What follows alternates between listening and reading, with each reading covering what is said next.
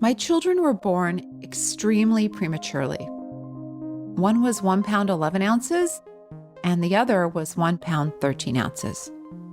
Right after they were born, they were taken to the neonatal intensive care unit, or NICU. I didn't get to hold them after birth.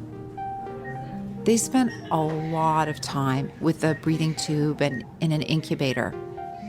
It was really a scary time. Their nervous systems were so underdeveloped that they couldn't even handle touch.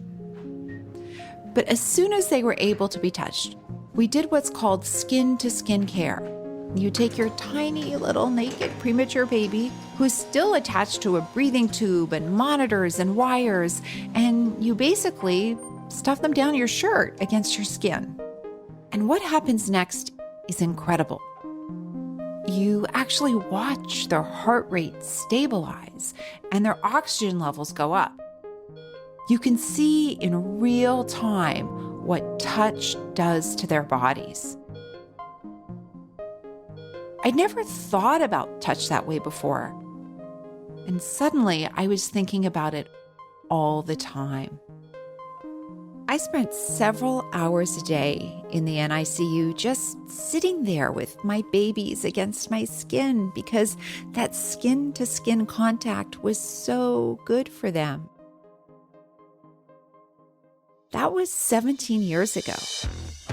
Their skin went from being smooth and delicate to growing beards and having acne, from not being able to protect them from the outside world to something that can handle everything the world throws at a teenage boy. It gave me a different perspective on skin, and that's what I want to share with you in this episode. We're going to throw out ideas about good skin and perfect skin, and instead, we're going to talk about how to keep this amazing organ healthy. I'm Dr. Jen Gunter. From the TED Audio Collective, this is Body Stuff.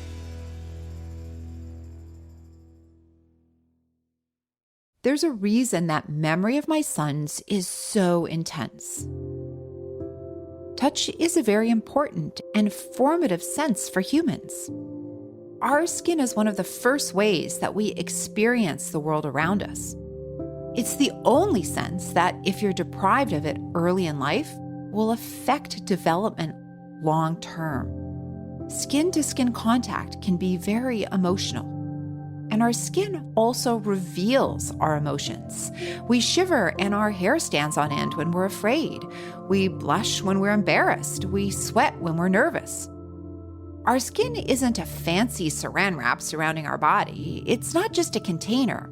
It's a complex organ that does a lot for us. Our skin shields us from the elements. It helps us regulate body temperature. It produces hormones like vitamin D. It heals itself from wounds, bringing fresh new skin to keep out infection.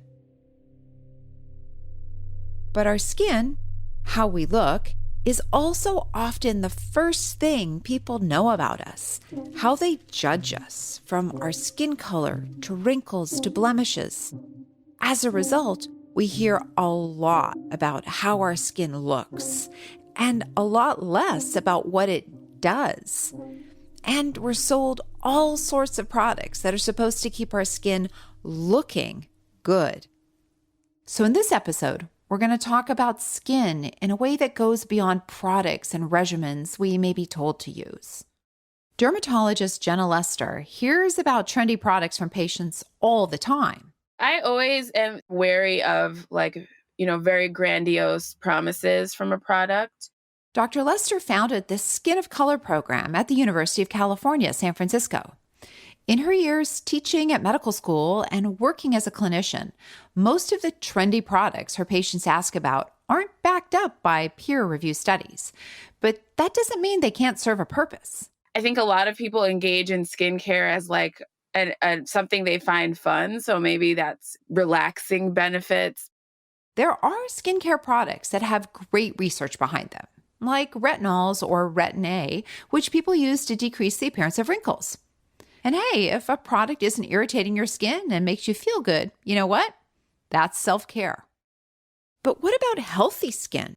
To understand that, we have to know basic anatomy and how our skin works, just like we've done with every organ system. Skin is part of the integumentary system. That system also includes our hair and nails. Our skin waterproofs our body, contains nerve endings that sense pressure, temperature, and pain. And our skin fends off infections. It's a physical barrier that prevents microorganisms from getting inside your body. And it has layers. The coating on the skin is called the acid mantle. It's made up of oils and fatty acids and sweat and bacteria. It's part of the waterproofing. It's also part of the first line of defense. It maintains the pH of the skin, which helps keep bad bacteria from growing. The acid mantle sits on top of the epidermis, the first layer of skin. The epidermis is many layers of cells, like a brick wall, but the surface layer is what you see. At the base of the epidermis are the melanocytes, and those are the pigment-producing cells, the cells that give your skin its color. Those cells make more pigment when you are exposed to sunlight. The next layer, underneath the epidermis, is the dermis. That's where the collagen is that helps give your skin sort of its full appearance. And then below that is a layer of fat that helps insulate your body. The dermis is where you'll find hair follicles, oil glands, and sweat glands. When your hair grows, it emerges from the skin through pores, openings in the skin that also release sweat and oil. And just so you know, pores don't open or close. They're not windows. Pore size is largely genetic, but it can also be affected by environmental factors like sun damage. When the layers of your skin work together, helping you feel the world around you, protecting you from the elements, then your skin is doing its job. But still, sometimes we only see the flaws. Since I've been doing a lot more video chats, I've been a little bit more aware of my skin, also as an aging woman. I'm looking all day at my face in the Zoom window. And do you think, are you hearing that from people at all?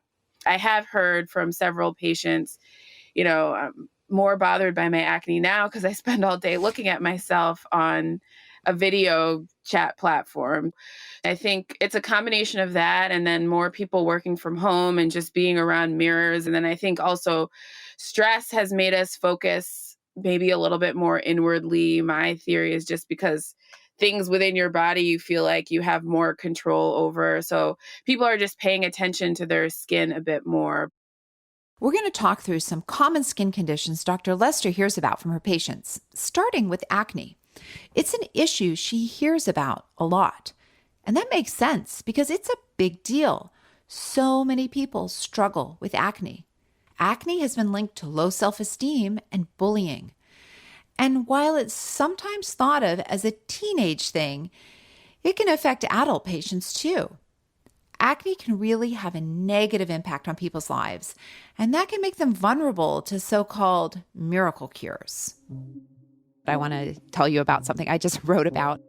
People are apparently the latest TikTok trend is period blood on your face for acne. Oh my gosh. Yeah. Wow. I know. Yeah. I haven't seen any studies on that. No. I think it also explains how desperate people are, right? Yep. And I think access to dermatologic care is a huge issue. So that's why I am, like you, sympathetic to people who are trying anything possible to treat their acne because it's so hard to get in to see a dermatologist. Right. So let's debunk some acne myths. People hear about, it's like junk food that causes it, or maybe your skin isn't clean. Mm-hmm. So can you tell us what actually causes acne? Mm-hmm. So acne is caused by 3 different things: overproduction of oil, plugging of that pore or follicle, and bacterial growth. So the treatments that work the best are treatments that are aimed at addressing those 3 things. Another thing people hear about online are special diets or foods to avoid. So, food that you eat, some people do notice a change when they eat certain foods. There are studies that sort of describe certain foods as being implicated with acne, and then there are studies that refute those same things. So, what I tell people is that if you notice that a certain food triggers your acne, and then when you avoid that food, your acne is much better, I just invite people to pay attention to that and make those adjustments accordingly. Like Dr. Lester said, the studies on this are low quality and conflicting. It's really hard to study how food impacts acne. You might see people making extreme dietary changes or demonizing a specific food, like chocolate. There isn't enough evidence to say that these dietary restrictions work or that one food is particularly problematic. And it's important to note that some of those diets can be restrictive, and restrictive diets can lead to disordered eating. If you're looking to treat acne, first turn to products available over the counter. So what specific active ingredients do you think people should be looking for when they're, looking for acne treatments? So, to address oil production and bacteria, I often tell people to look for acne face washes that contain benzoyl peroxide or salicylic acid. Both of those also have exfoliant properties as well that can help a little bit with those plugged pores that we talked about. If those over-the-counter treatments aren't working, then a doctor is a good next step. Our next skin condition is eczema, a condition characterized by inflammation and itching. It may seem minor, but it can be a real pain in the ass. Itching all the time is no joke. There are many factors that contribute to whether a person has eczema, but one big one is disruption in the skin barrier. So I always describe the skin barrier as like a brick wall. And that brick wall is responsible for keeping things out of your body and out of your skin that can irritate it. And in people with eczema, that brick wall starts to crumble and crack in different areas. And oftentimes it occurs in the creases, like in the folds of your elbow or behind your knees. Some people get it on their neck. Some people get it on their eyelids or on their hands. And in some skin tones, that can look more red or pink if you have lighter skin. And in darker skin, this could look more dark brown or even a little bit purple in appearance. There can be environmental factors that play a part too. I know because I have eczema and it was pretty mild until last year when we had all the fires in California. The sky was literally filled with smoke, and since then I've really struggled, itching all the time, and I've had to make a lot of changes. The treatments you might get are topical steroid treatments, which could help soothe the inflammation, using moisturizers that help build your skin barrier, your brick wall back up. Dr. Lester says dry skin can be a major contributor to eczema. Treatment for both dry skin and eczema can be deceptively simple. Cutting back on super hot showers, using fragrance-free products, and gentle cleansers instead of soap, and sealing in moisture after a shower or bath with a moisturizer. One option is petroleum jelly, which you might know by the brand name Vaseline. I think if you were to ask any dermatologist what they would have on a desert island, assuming that the sun is not an issue, maybe that desert island is not necessarily equatorial, because they probably would say sunscreen. But I think many would say Vaseline. It's cheap and it works. If you've got dry or itchy patches that don't respond to those treatments, then you should see a qualified healthcare provider. You may need a prescription product for your eczema, but there's also some more serious conditions that masquerade as dry patches or eczema, like psoriasis, peripheral vascular disease, or even basal cell carcinoma, which is a form of skin cancer associated with sun damage. Which brings us to sunscreen. More on sunscreen, why it helps, and who needs to wear it after the break.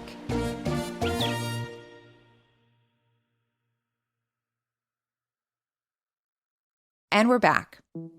We can't talk about skin health without talking about sunscreen.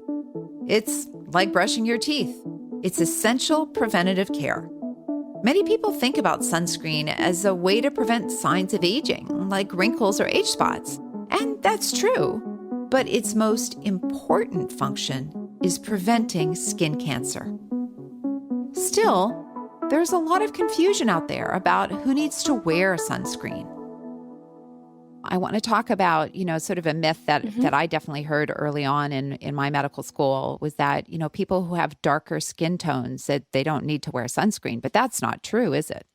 So I think the blanket recommendation that people of color do not need to wear sunscreen is incorrect, but I think it's important to clarify why it's incorrect. And so prevention of skin cancer isn't the only reasons one might wear sunscreen. So people with dark skin can develop signs of photoaging over time that may not be fine lines and wrinkles, but can be uneven skin tone. And that is something that sunscreen can help with. For people of color out there who are wondering if they can get skin cancer, the answer is yes, but the nuance is that it can occur in different areas. The cancers that are more prevalent and more fatal among Black people can be different from the ones that affect white people. Dr. Lester makes sure to tell her patients about acreal melanoma, a type of skin cancer that has particularly grim outcomes for Black patients. It develops on parts of the body that don't get a lot of sun, like the palms, soles of feet, and nail beds. It appears as small, dark brown or black patches.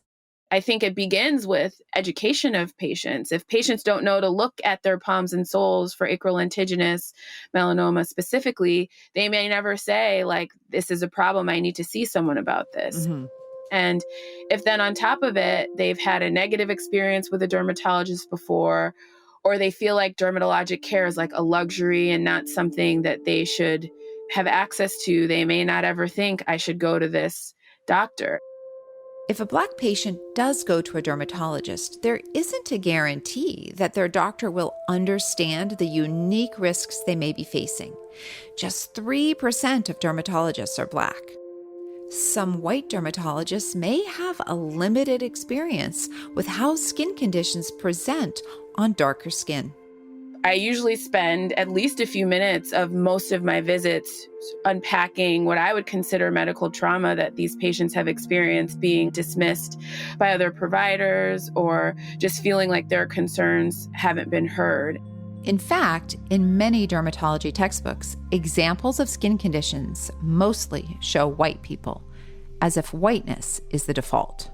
Many of my patients say, I've been looking for a Black dermatologist for 15 years, 20 years. Like people often give me trust that I don't think I've earned yet, having just met them. And so then it becomes my job to take really good care of them and earn that trust that I feel like they're giving me before I feel like I'm deserving of it. Unfortunately, not every dermatologist is familiar with how skin conditions impact Black patients. For example, checking for acral melanoma. Are they getting a full skin check? Are they getting a check of their palms and soles? Is the doctor asking them to take their socks off to check those areas? One study found that Latinos and Black people are less likely to get skin cancer, but they die of the disease at 1.5 times the rate of white people. So the stakes here are high. At the Skin of Color Clinic at UCSF, patients can be confident that doctors understand their needs. It's all part of Dr. Lester's mission to correct the inequities that people of color face in dermatology. We should say that people of color is a pretty all-encompassing term. And within that, there are people of many different racial, ethnic identities, and then also many different skin colors from lighter to darker. So that creates a very wide range of appearances. So this collective term is probably overly simplistic in terms of what happens to each individual person. So even people that identify as Black, for example, I have patients who have very light skin to very dark skin, and the way that their skin behaves is totally different. When doctors are taught to view whiteness as the default, they're going to fail their patients of color.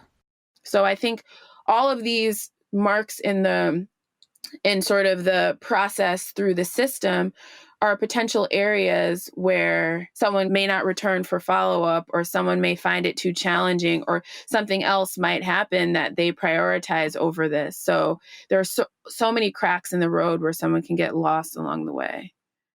Fixing those cracks in the road is part of why Dr. Lester got interested in medicine. But at first, dermatology didn't seem like a natural fit. So I couldn't really fit in my head like how that could work with dermatology. Mm-hmm. And I remembered advice that I had gotten when I was interviewing for medical school. Someone that I was interviewing with was like, you don't have to be in primary care in order to address issues of equity. When I was a medical student, many textbooks were printed in black and white, and the images inside were mostly of white people. We learned the normal ranges for tests and measurements that we take, like blood pressure or temperature, or the level of salt in your blood. These are often called reference ranges because they are the ranges in which a normal result may fall. For example, normal body temperature can range between 97 degrees Fahrenheit and 99 degrees Fahrenheit. These ranges were typically based on samples of mostly white men. I know I wasn't the only doctor taught this way, and I wanted to understand the impact of excluding people of color from medicine.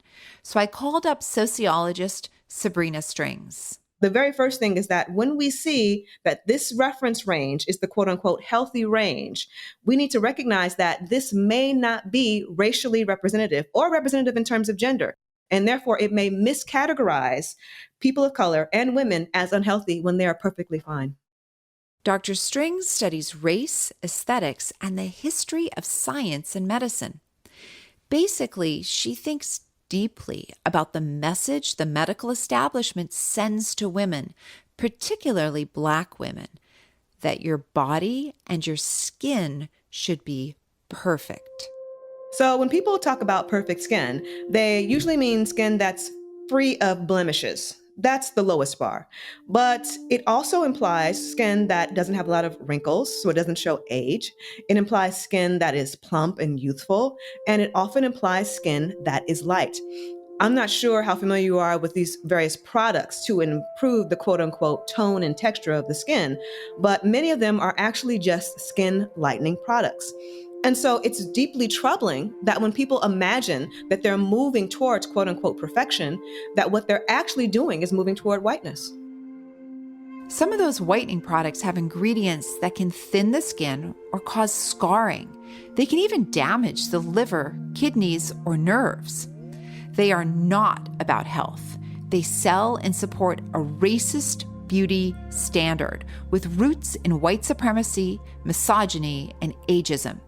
And it goes way beyond the beauty aisle.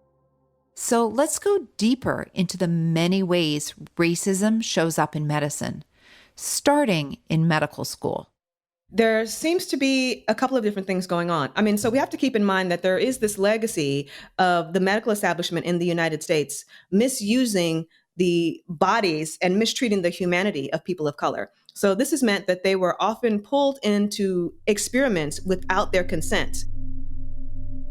During the antebellum period, doctors performed surgery on enslaved people to learn more about human anatomy.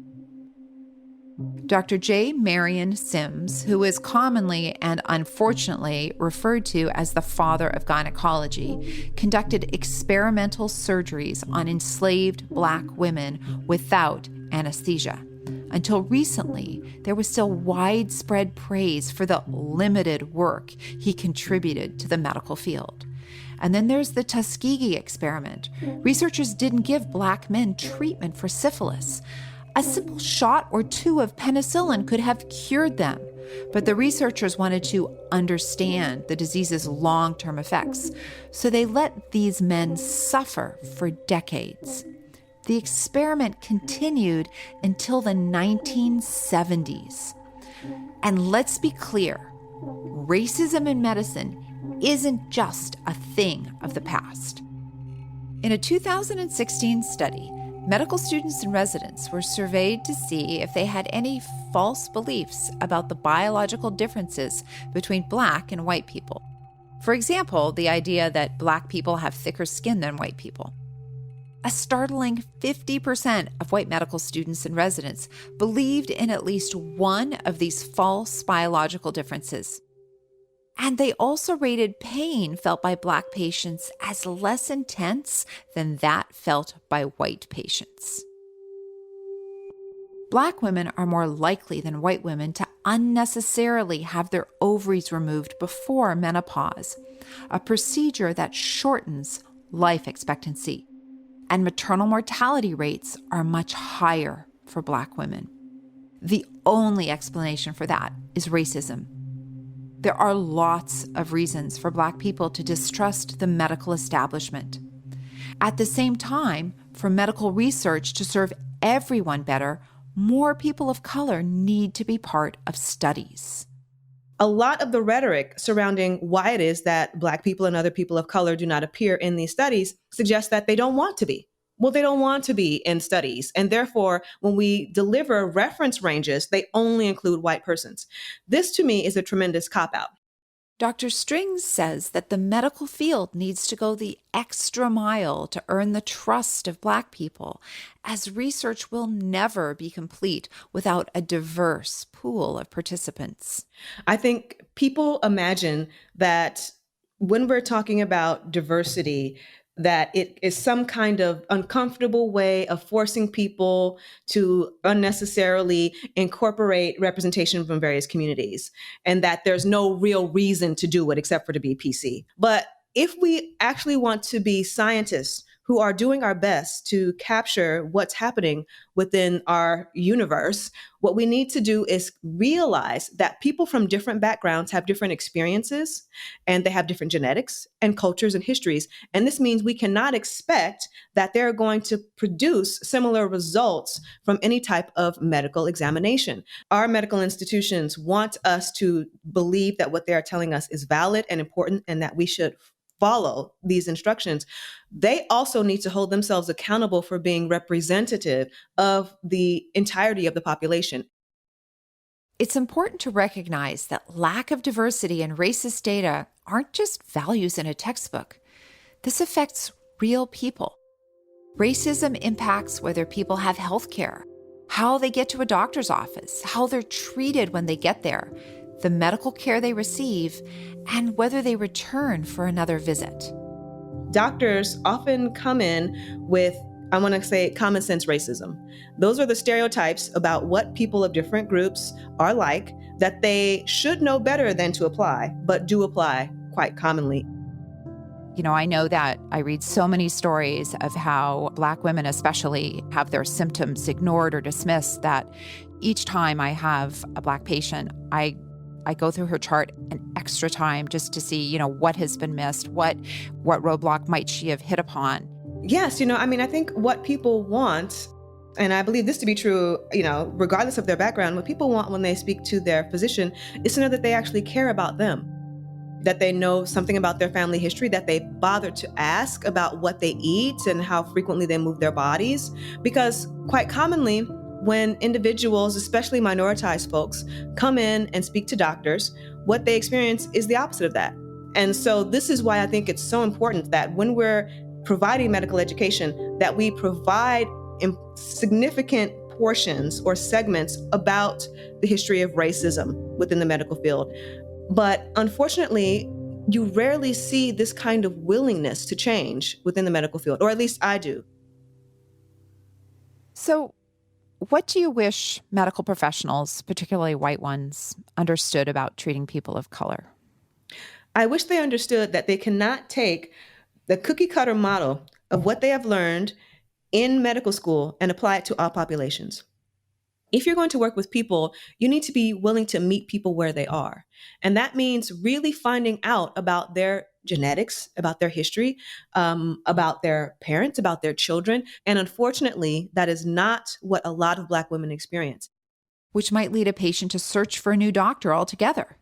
And in the United States, Changing doctors isn't always easy. It can mean a fight with your insurance company, traveling further to find the right doctor, more expenses, navigating an unfamiliar, often hostile healthcare system. And these things aren't always possible. Not everybody has a car or widespread public transportation or money for the copays. And all of that is made more difficult for people who have been marginalized because of racism. After spending so much time talking about the racist and patriarchal messages that Black women hear about their bodies, I wanted to flip the script. I wanted to know what Dr. Strings loves about her body. Oh, something that I love about my body and don't want to change. Oh, yes. Let's see. This is unexpected, but it has to be my energy levels. But honestly, like for whatever reason, I'm a person with a naturally explosive amount of energy. And so when I was a kid, just growing up, it manifested as me always running to do things. Like if someone asked me to do something or didn't, or if there was anything I needed to do, you would catch me running to do it. And it drove my parents crazy for a while until they just accepted it. And do you know that that's often the way I still behave? Like for whatever reason, I'll be like, oh, I gotta go upstairs, and I'll run. I love that because it's, I think often when we ask these questions, people think about like their hair or their, they think about what the male gaze might fall upon. Mm-hmm. It's difficult as a woman because we know how much currency youth has. And let me just state openly how much I enjoy being in my 40s. It's amazing because I know who I am and I know what I'm about.